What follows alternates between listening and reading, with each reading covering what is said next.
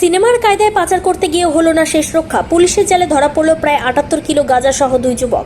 গাজল থানার অন্তর্গত মাঝরা অঞ্চলের টোল প্লাজা এলাকায় ১২ নম্বর জাতীয় সড়কে ধরা পড়ে বিপুল পরিমাণ গাঁজা। পুলিশ সূত্রে জানা যাচ্ছে, রায়গঞ্জ দুর্গাপুর এলাকা থেকে ফারাক্কার উদ্দেশ্যে নিয়ে যাওয়া হচ্ছিল গাঁজাগুলি। ভুটভুটি ভ্যানের ডালার নিচ থেকে উদ্ধার হয় এই গাঁজাগুলি।